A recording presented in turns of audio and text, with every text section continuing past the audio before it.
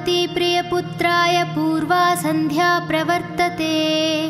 उत्तिष्ठ गजराजस्य कर्तव्यं लोकपालनम्। उत्तिष्ठ विघ्नेश उत्तिष्ठ गणनायक। उत्तिष्ठ गिरिजापुत्रा जगतां मङ्गलं कुरु। श्रीकाणीपाकवरसिद्धिविनायकत्वं प्रीत्याद्य जागृहि कुरु प्रियमङ्गलानि। त्रैलोक्यरक्षणकराणि महोज्ज्वलानि। श्रीमद्विनायक विभो तव सुप्रभातम्। श्रीमद्विहारपुरवास शिवात्मजाता कुपोद्भवाद्भुतविलास स्वयंभुमूर्ते। श्रीदेवशङ्खलिखिताश्रितपादपद्मा श्रीमद्विनायक विभो तव सुप्रभातम्। श्रीनारिकेलवनशोभितपुष्टिगात्र क्षीराब्धिषिक्तशुभविग्रहतत्त्वमूर्ते। दिव्याङ्गमूषिकसुवाहनमोदरूप श्रीमद्विनायक विभो तव सुप्रभातम्। श्रीकाणीपाकवरभूतलवासतुष्ट हे आदिपूज्य अरुणारुणभानुतेज। प्राचीदिशाम्बरमिदं रविकान्तिनिष्टम् श्रीमद्विनायक विभो तव सुप्रभातम्। श्रीबाहुदा शुभतरङ्गसुबाहुदत्ता सुस्निग्धशीतलाकणानपि सङ्गृहीत्य प्रभातवायुरिह यास्यति सेवनाय। श्रीमद्विनायक विभो तव सुप्रभातम्। गौरीकराम्बुजसुलालितदिव्यवक्त श्रीकण्ठमानसमुदाकरमोदरूप कैलासशैलशिखरस्थितबालबानो श्रीमद्गणेश्वर विभो तव सुप्रभातम्। दुर्वाङ्कुराणि जलजानि सुपुष्पकाणि बिल्वानि पूजानविधौ च सुसज्जितानि। नित्यार्चनोत्सुकमदोत्कटवारणास्ये श्रीमद्गणेश्वर विभो तव सुप्रभातम्। हृत्कूपमध्य समुपस्थितचित्स्वरूप कूटस्थतत्त्वमिदमेव हि बोधनेन। त्वामत्र भासि विदधासि समस्तशोभान् श्रीमद्गणेश्वर विभो तव सुप्रभातम्। श्रीमुत्कलाख्यमुनुसन्नितसच्चरित्र वासिष्ठगृत्समदमुख्य ऋषीश्वरीड्या वेदोक्तदेवगणमन्त्रगणानिनाद श्रीमद्गणेश्वर विभो तव सुप्रभातम्। ऋग्वेदकीर्तितगणाधिपजैष्ठराजा त्वं ब्राह्मणस्पतिरतिप्रकटीकृतोऽसि। आधर्वशीर्षमनुमन्त्रितदिव्यमूर्ते श्रीमद्गणेश्वर विभो तव सुप्रभातम्। ब्रह्मादिदेव परिकीर्तितवेदपाठ त्वत्सूर्पकर्णकुहरौ प्रविशन्ति देवा। श्रुत्याधुनैव परिपालय धर्मसङ्घान् श्रीवल्लभेश भगवान् तव सुप्रभातम्। हेरम्बलम्ब जठराद्भुतदिव्यगात्र प्रारम्भपूजनमिदं दयाय गृहीत्वा सर्वाशुभानि परिनाशय सर्वपुत्र श्रीवल्लभेश भगवान् तव सुप्रभातम्। भानुदयेन न हि दृश्यति चन्द्रबिम्बम् त्वत्फलदेशशशिरेव विभाति नित्यम्। सत्स्वरूप निगमागमसन्नुताङ्ग्रे श्रीवल्लभेश भगवान् तव सुप्रभातम्। कालाग्निरुद्रसुतकालनियामकत्वं कालानुकूलफलदोऽसि कलामयोऽसि। कल्याणकारककलाधरशेखरोऽसि श्रीवल्लभेश भगवान् तव सुप्रभातम्। उग्रस्वरूप रिपुनाशक उग्रपुत्र सौम्योऽसि सोमविनुतोऽसि प्रशान्तरूप सर्वेश सर्वफलकारक सर्वमूर्ते श्रीवल्लभेश भगवान् तव सुप्रभातम्। दारिद्र्य दुःख भयभञ्जन दक्ष स्वामिन् तारुण्य विग्रह धनाधिफलप्रदायिन् लावण्य मंजुल कलानि त्वरञ्जितास्य हे विघ्ननाथ भगवान् तव सुप्रभातम्। गम्भीर तुष्ट गणराजगकार पूजा गान्धर्वगान परिवर्तित नादमूर्ते गाङ्गेय गण्य गणिताधिक कला स्वरूप श्रीमद्विनायक विभो तव सुप्रभातम्। मूलादिचक्र निलयाच्युत योगमूर्ते त्वमादिदेव मनुचिन्त्य तरन्ति भक्ताः रागादिदोष परिहारक वेद वेद्या हे विघ्ननाथ भगवान् तव सुप्रभातम्।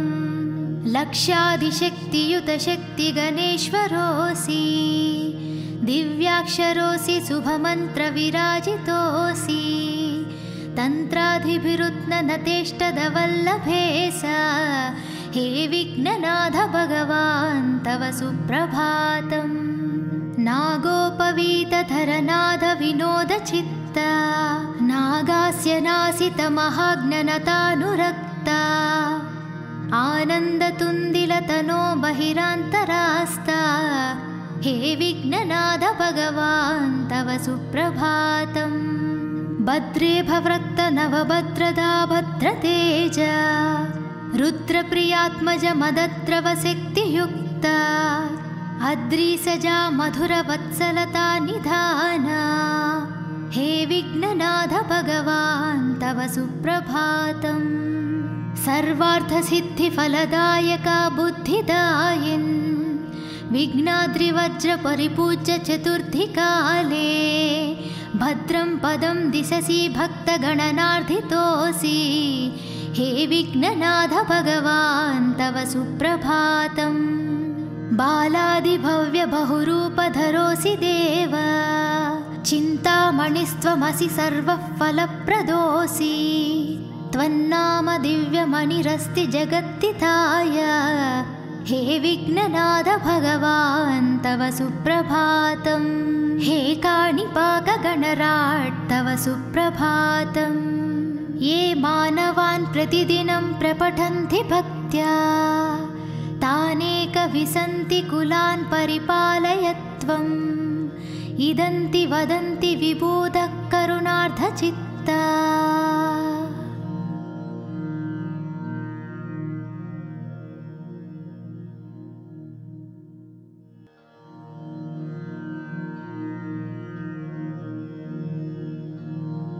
ॐ पार्वती प्रियपुत्राय पूर्वा सन्ध्या प्रवर्तते उत्तिष्ठ गजराजस्य कर्तव्यं लोकपालनम्।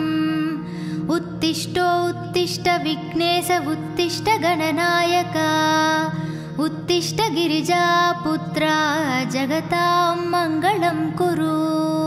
श्रीकाणीपाकवरसिद्धिविनायकत्वं प्रीत्याद्य जागृहि कुरु प्रियमङ्गलानि त्रैलोक्यरक्षणकराणि महोज्ज्वलानि श्रीमद्विनायक विभो तव सुप्रभातम्। श्रीमद्विहारपुरवास शिवात्मजाता कुपोद्भवाद्भुतविलास स्वयंभुमूर्ते श्रीदेव शङ्खलिखिताश्रितपादपद्मा श्रीमद्विनायक विभो तव सुप्रभातम्। श्रीनारिकेलवनशोभितपुष्टिगात्र क्षीराब्धिषिक्तशुभविग्रहतत्त्वमूर्ते दिव्याङ्गमूषिकसुवाहनमोदरूप श्रीमद्विनायक विभो तव सुप्रभातम्। श्रीकाणीपाकवरभूतलवासतुष्ट हे आदिपूज्य अरुणारुणभानुतेज प्राचीदिसाम्बरमिदं रविकान्तिनिष्टं श्रीमद्विनायक विभो तव सुप्रभातम्। श्रीबाहुदा सुभतरङ्गसुबाहुदत्ता सुस्निग्धशीतलाकणानपि सङ्गृहीत्य प्रभातवायुरिह यास्यति सेवनाय श्रीमद्विनायकविभो तव सुप्रभातम्। गौरीकराम्बुजसुलालितदिव्यवक्ता श्रीकण्ठमानसमुदाकरमोदरूपा कैलासशैलशिखरस्थितबालबानो श्रीमद्गणेश्वर विभो तव सुप्रभातम्। दुर्वाङ्कुराणि जलजानि सुपुष्पकाणि बिल्वानि पूजानविधौ च सुसज्जितानि नित्यार्चनोत्सुकमदोत्कटवारणास्ये श्रीमद्गणेश्वर विभो तव सुप्रभातम्। हृत्कूपमध्य समुपस्थितचित्स्वरूप कूटस्थतत्त्वमिदमेव हि बोधनेन त्वामत्र भासि विदधासि समस्तशोभान् श्रीमद्गणेश्वर विभो तव सुप्रभातम्। श्रीमुत्कलाख्यमुनुसन्नितसच्चरित्र वासिष्ठगृत्समदमुख्य ऋषीश्वरीड्या वेदोक्तदेवगणमन्त्रगणानिनाद श्रीमद्गणेश्वर विभो तव सुप्रभातम्। ऋग्वेदकीर्तितगणाधिपजैष्ठराजा त्वं ब्राह्मणस्पतिरतिप्रकटीकृतोऽसि आधर्वशीर्षमनुमन्त्रितदिव्यमूर्ते श्रीमद्गणेश्वर विभो तव सुप्रभातम्। ब्रह्मादिदेव परिकीर्तितवेदपाठा त्वत्सूर्पकर्णकुहुरौ प्रविशन्ति देवा श्रुत्याधुनैव परिपालय धर्मसङ्घान् श्रीवल्लभेश भगवान् तव सुप्रभातम्। हेरम्बलम्ब जठराद्भुतदिव्यगात्रा प्रारम्भपूजनमिदं दयाय गृहीत्वा सर्वाशुभानि परिनाशय सर्वपुत्रा श्रीवल्लभेश भगवान् तव सुप्रभातम्। भानुदयेन न हि दृश्यति चन्द्रबिम्बम् त्वत्फलदेशशशिरेव विभाति नित्यम् सत्स्वरूपनिगमागमसन्नुताङ्ग्रे श्रीवल्लभेश भगवान् तव सुप्रभातम्। कालाग्निरुद्रसुतकालनियामकत्वं कालानुकूलफलदोऽसि कलामयोऽसि कल्याणकारककलाधरशेखरोऽसि श्रीवल्लभेश भगवान् तव सुप्रभातम्। उग्रस्वरूप रिपुनाशक उग्रपुत्र सौम्योऽसि सोमविनुतोऽसि प्रशान्तरूप सर्वेश सर्वफलकारक सर्वमूर्ते श्रीवल्लभेश भगवान् तव सुप्रभातम्। दारिद्र्यदुःखभयभञ्जन दक्ष स्वामिन् तारुण्यविग्रहधनाधिफलप्रदायिन् लावण्यमञ्जुलकलानि त्वरञ्जितास्य हे विघ्ननाथ भगवान् तव सुप्रभातम्। गम्भीरतुष्टगणराजगकारपूजा गान्धर्वगानपरिवर्तितनादमूर्ते गाङ्गेयगण्यगणिताधिककलास्वरूप श्रीमद्विनायक विभो तव सुप्रभातम्। मूलादिचक्रनिलयाच्युतयोगमूर्ते त्वमादिदेवमनुचिन्त्य तरन्ति भक्ताः रागादिदोषपरिहारक वेदवेद्या हे विघ्ननाथ भगवान् तव सुप्रभातम्।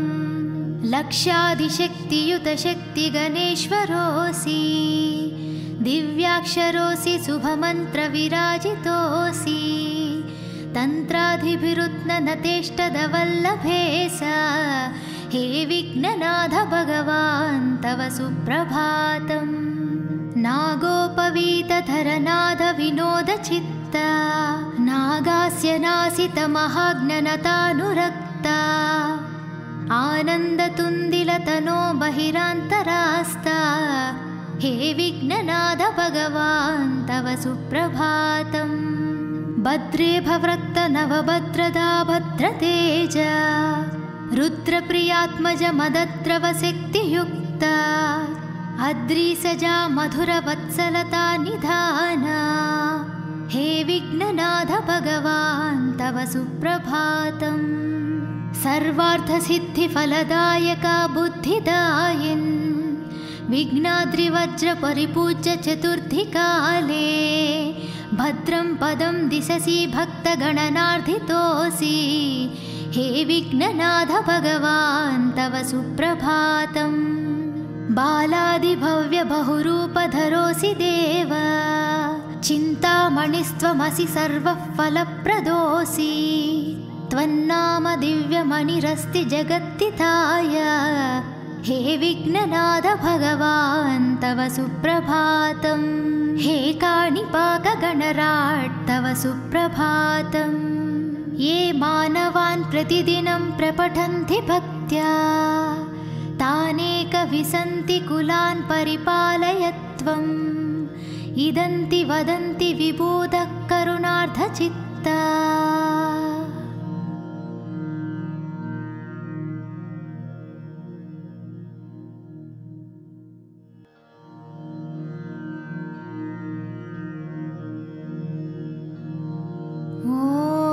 पार्वती प्रियपुत्राय पूर्वा संध्या प्रवर्तते उत्तिष्ठ गजराजस्य कर्तव्यं लोकपालनम् उत्तिष्ठो उत्तिष्ठ विघ्नेश उत्तिष्ठ गणनायक उत्तिष्ठ गिरिजापुत्रा जगतां मङ्गलं कुरु श्रीकाणीपाकवरसिद्धिविनायकत्वम् प्रीत्याद्य जागृहि कुरु प्रियमङ्गलानि त्रैलोक्यरक्षणकराणि महोज्ज्वलानि श्रीमद्विनायक विभो तव सुप्रभातम् श्रीमद्विहारपुरवास शिवात्मजाता कुपोद्भवाद्भुतविलास स्वयंभुमूर्ते श्रीदेवशङ्खलिखिताश्रितपादपद्मा श्रीमद्विनायक विभो तव सुप्रभातम् श्रीनारिकेलवनशोभितपुष्टिगात्र क्षीराब्धिसिक्तशुभविग्रह तत्त्वमूर्ते दिव्याङ्गमूषिकसुवाहनमोदरूप श्रीमद्विनायक विभो तव सुप्रभातम् श्रीकाणीपाकवरभूतलवासतुष्ट हे आदिपूज्य अरुणारुणभानुतेज प्राचीदिसाम्बरमिदं रविकान्तिनिष्टं श्रीमद्विनायक विभो तव सुप्रभातम् श्रीबाहुदा शुभतरङ्गसुबाहुदत्ता सुस्निग्धशीतला कणानपि सङ्गृहीत्य प्रभातवायुरिह यास्यति सेवनाय श्रीमद्विनायक विभो तव सुप्रभातम् गौरीकराम्बुजसुलालितदिव्यवक्त श्रीकण्ठमानसमुदाकरमोदरूप कैलासशैलशिखरस्थितबालबानो श्रीमद्गणेश्वर विभो तव सुप्रभातम् दुर्वाङ्कुराणि जलजानि सुपुष्पकाणि बिल्वानि पूजानविधौ च सुसज्जितानि नित्यार्चनोत्सुकमदोत्कटवारणास्ये श्रीमद्गणेश्वर विभो तव सुप्रभातम् हृत्कूपमध्य समुपस्थितचित्स्वरूप कूटस्थतत्त्वमिदमेव हि बोधनेन त्वामत्र भासि विदधासि समस्तशोभान् श्रीमद्गणेश्वर विभो तव सुप्रभातम् श्रीमुत्कलाख्यमुनुसन्नितसच्चरित्र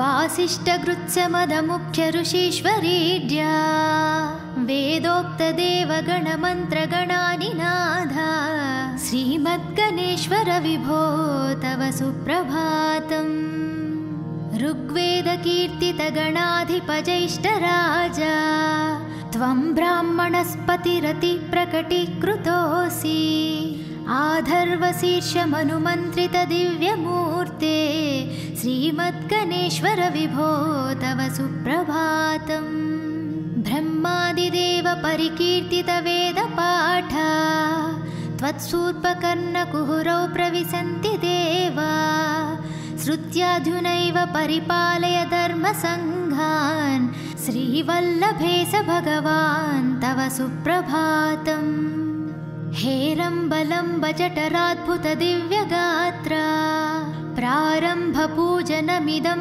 दयाय गृहीत्वा सर्वाशुभानि परिनाशय सर्वपुत्रा श्रीवल्लभेश भगवान् तव सुप्रभातम् भानुदयेन न हि दृश्यति चन्द्रबिम्बम् त्वत्फलदेशशशिरेव विभाति नित्यम् सत्स्वरूपनिगमागमसन्नुताङ्ग्रे श्रीवल्लभेश भगवान् तव सुप्रभातम् कालाग्निरुद्रसुतकालनियामकत्वम् कालानुकूलफलदोऽसि कलामयोऽसि कल्याणकारककलाधरशेखरोऽसि श्रीवल्लभेश भगवान् तव सुप्रभातम् उग्रस्वरूप रिपुनाशक उग्रपुत्र सौम्योऽसि सोमविनुतोऽसि प्रशान्तरूप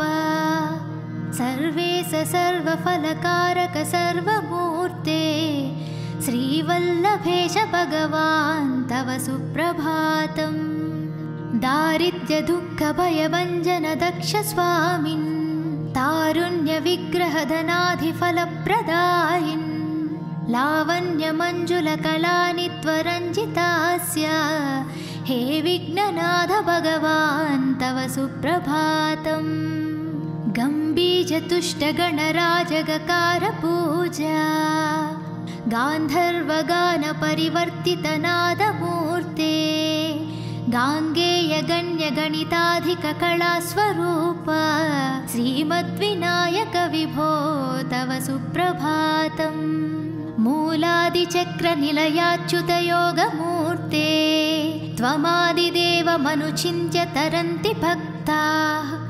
रागादिदोषपरिहारक वेदवेद्या हे विघ्ननाथ भगवान् तव सुप्रभातम् लक्ष्यादिशक्तियुतशक्तिगणेश्वरोऽसि दिव्याक्षरोऽसि शुभमन्त्रविराजितोऽसि तन्त्राधिभिरुत्ननतेष्टदवल्लभेश हे विघ्ननाथ भगवान् तव सुप्रभातम् नागोपवीतधरनाद विनोदचित्ता नागास्य नासितमहाज्ञनतानुरक्ता आनन्दतुन्दिलतनो बहिरान्तरास्ता हे विघ्ननाथ भगवान् तव सुप्रभातम् भद्रे भवृक्त नवभद्रदा भद्रतेज रुद्रप्रियात्मज मदद्रवशक्तियुक्ता अद्रीसजा मधुरवत्सलता निधाना